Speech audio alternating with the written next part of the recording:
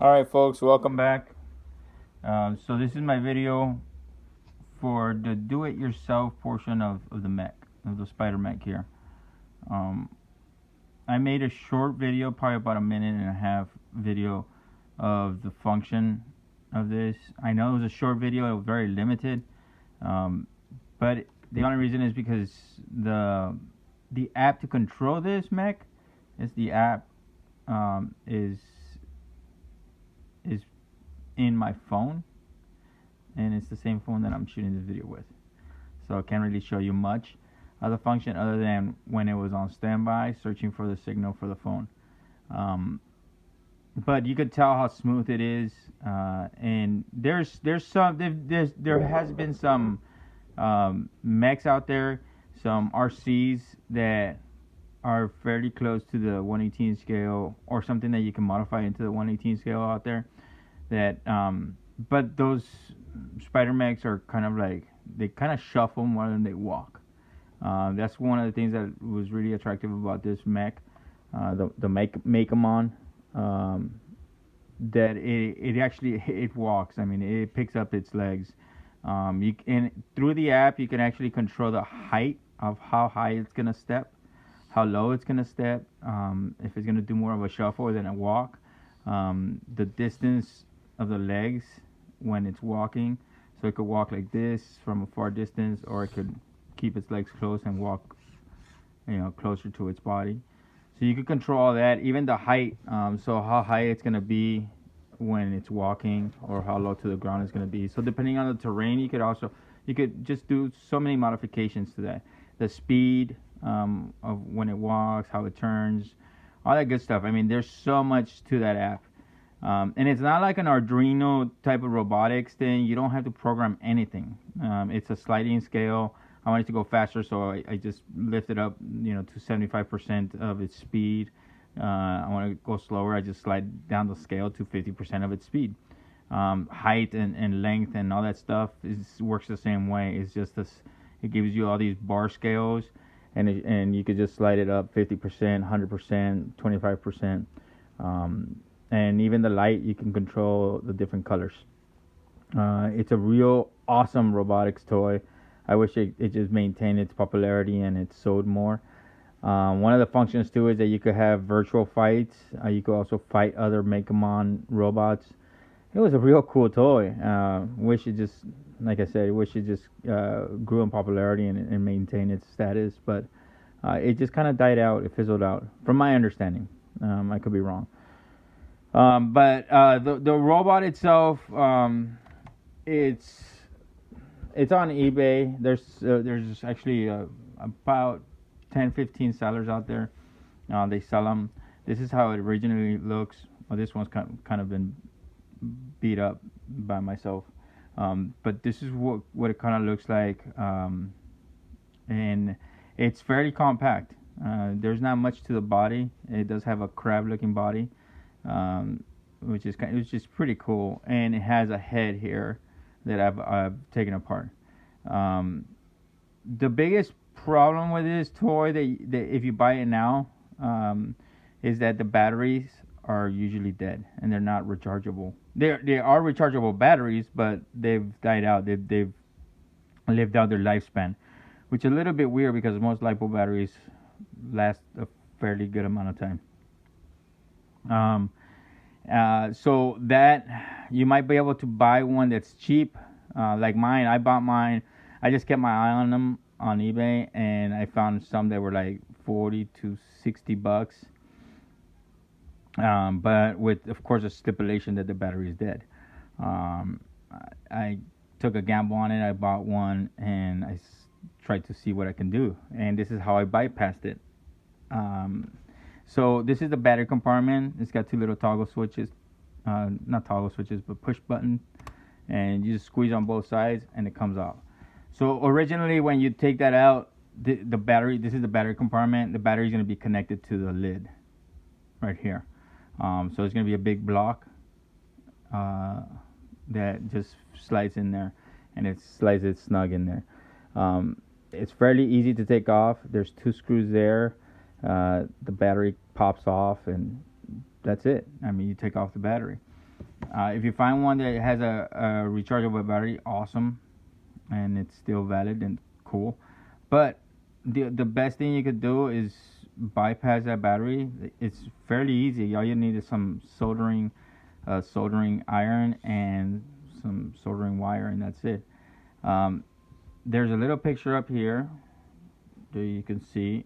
It tells you positive and negative, and it tells you 11.1 volts. That's the battery capacity of it. I use a 7.4 volt battery because I have them lying around. 7.4 is way cheaper than 11. 11.1 volt is going to give you a longer running time. It's a higher voltage. Most of my electronics, they can't take 11.1, so that's why I stuck with 7.4 volts. The positive negative, so take two wires, and if you can see back there, those two silver plates, they actually have a hook, like a connecting spring. So whenever the original battery would go in there, it would have these two spring prongs that would be positive and negative, and it would push against the battery and make the connection. So those two springs, there's an opening down here, so you just hook a wire, strip a wire, hook it, and then you basically go in there and rope that thing in, and then twist it, try to make it tight, and then you just solder it. Once you make that connection, you bring those cables that are sticking out and you just connect it to your battery. You know, male to female connection, and that's it. That's how you bypass the battery. Not too difficult, not too hard to do.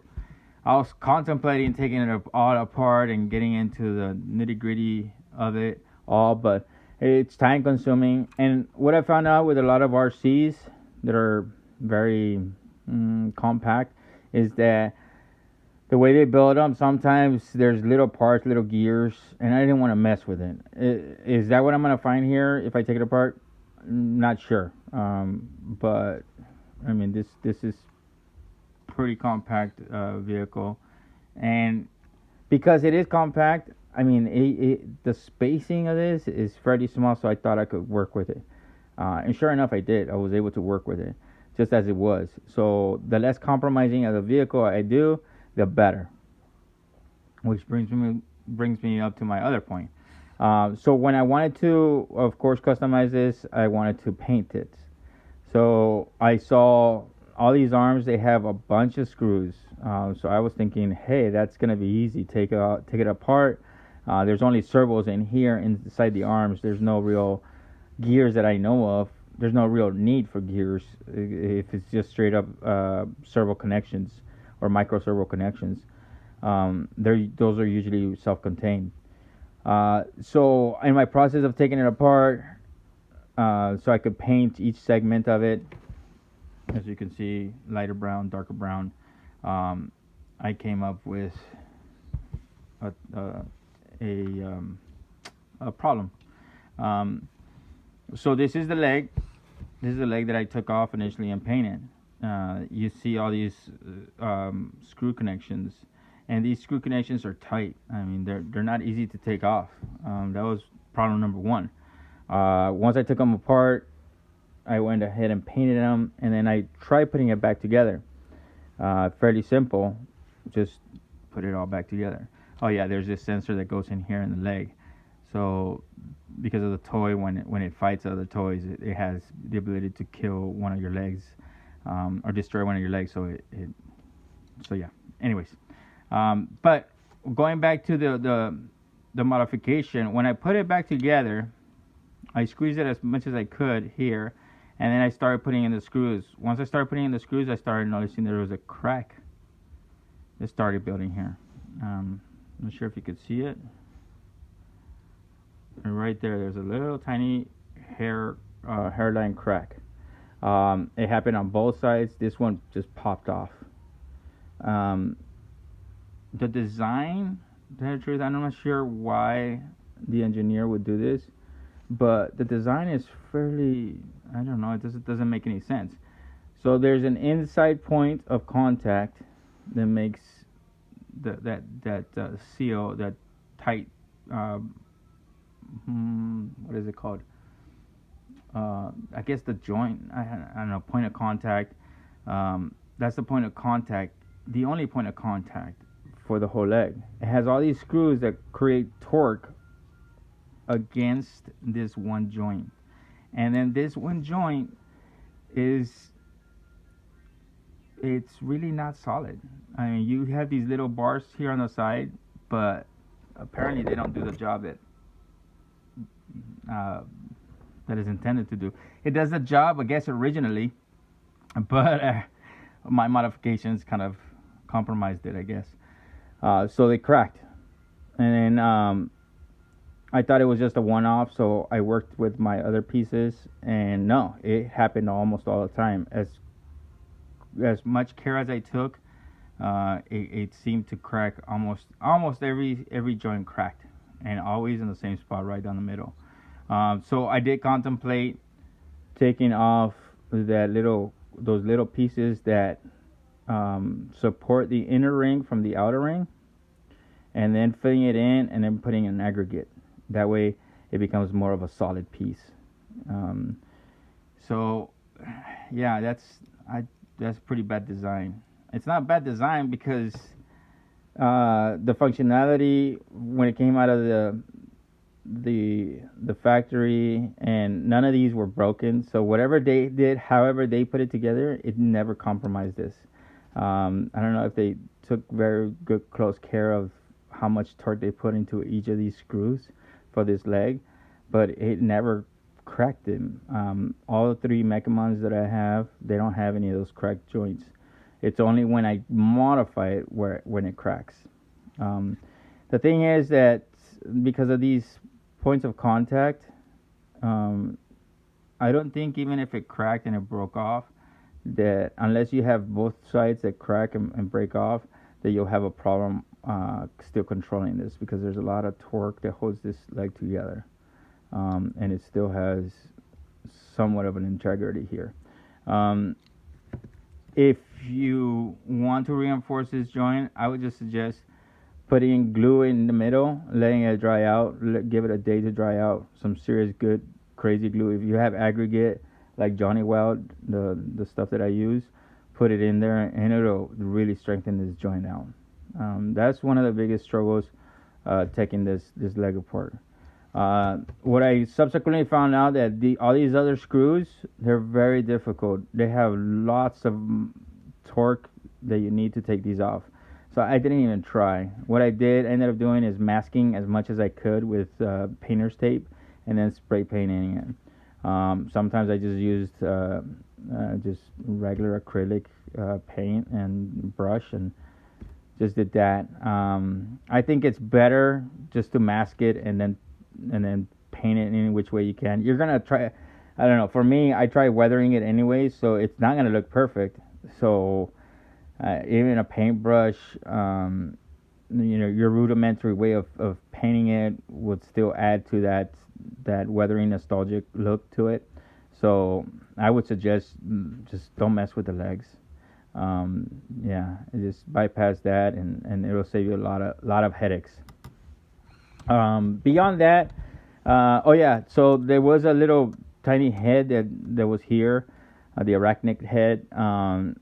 This doesn't have any outside screws that I remember. As you can see, it just doesn't have any screw points of contact for screws. There's probably some inside in the interior if I took this apart, but all I did was really crack it with some vice pliers. I cracked it, and then I was being very careful because there is a light. There's a light that's stuck to the inside of the head. I wanted to save that. I tried to maintain control of those wires because, again, I didn't want to open it up.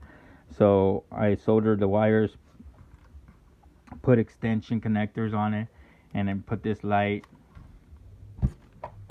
inside the cab.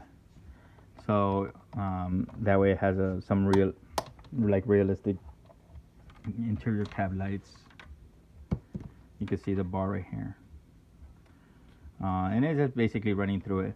The paint job for this thing, that was kind of fun. It took me a while to decide the interior. To get the interior, I just basically had to take apart the GI Joe his tank and paint the inside, mask it, mask all this outside. It's just time consuming, really. The build is not that hard. It's not that difficult. Try to avoid, of course, the little hiccups I had with the legs. That way, it'll save you some money and you won't break any legs. It'll save you some time. But besides that, I mean, there's nothing real difficult about it. How I connected the body to the mech, it was fairly simple. I took off all the extra pieces of the head. I got the lid, and then I connected the lid to the body. So this body, I can get underneath and then squeeze these two toggles and then slide it off, and the whole body comes off. And the body's connected from this, and that's it. And then I still have good accessibility to the bay compartment for the battery, so I could slip in the battery, connect it, and disconnect it. It takes maybe about 30 seconds, which is way easier. And it still doesn't compromise the body, doesn't compromise the look of the his tank. I did a couple extras down here just as cosmetic, but yeah. So this mech isn't most of my projects. When I say they're done, they're usually not done, because the imagination just goes haywire, and I'm always thinking of things to add on or to do or modify. I like his tank how it is. I still need to do some weathering on the inside of the legs, the cannon, and then the back. I also want to modify it. So back in the days, the soft-propelled howitzers, the big guns, they weren't howitzers. I don't think they were howitzers as much as they were big artillery pieces. They were self-propelled. They had these like bulldozer back shovels, so they can lower them and then dig into the dirt. That way they had some stability. That was before the recoilless guns that we have now. So they can kind of take the impact a little bit more when they shoot. I was thinking that would look pretty cool in the back of this one. So I'll still see what I'm going to do. There's a lot of space back here where, because the mech is smooth and his tank has got straighter lines, I don't think the aesthetics looks, it doesn't look all that great. So I'm still going to work on that. Maybe put some racks for water bottles, MREs. You got to have your water and chow, and some other stuff, some packs and stuff like that. If you hear that, that's my cat in the background begging for snacks. He's not being tortured. He sounds like he's being tortured, but he's not. He's okay. So yeah, that's the build. Hopefully, what I mentioned helps you build these. It's pricey for the mech. It's pricey to get all the parts for his tank. But beyond that, I mean, it's really just time. Just putting in the time to paint it, putting in the time to kind of make the modifications with the battery. That's what it takes to build one of these. Is really just a little bit more time. There's nothing genius about this, really. There's a lot of vehicles that I do that expand the body or modify certain things, and then some are superimposing. Like you just take one thing and put it on top of another. And this is kind of what this is. This is one of those superimposing ones. It's not real difficult, other than making sure that you have enough clearance for the legs, make your connection points where you want them, and make them strong enough. Beyond that, it's fairly easy. Hopefully you folks build a few of these, a couple of these, and because I love seeing other creators make their own customs. It gives me ideas. It just starts the whole ideas just flowing. So that's awesome. Look forward to seeing your builds. If you have any questions, anything that you can't figure out, send me a message on YouTube, and I'll try to help you out. If it's kind of complicated, I'll probably make a video and then post it out there so you can have your answers. See, he's fine and healthy, not tortured. But beyond that, just don't forget to have fun, and you know, we build them to have fun and play with them. Especially the robotics part, so cool. Probably gonna take it out to the desert and some rocky places and see how it does. I'll try to make a video from those, just so I could show you. All right, folks, have fun out there.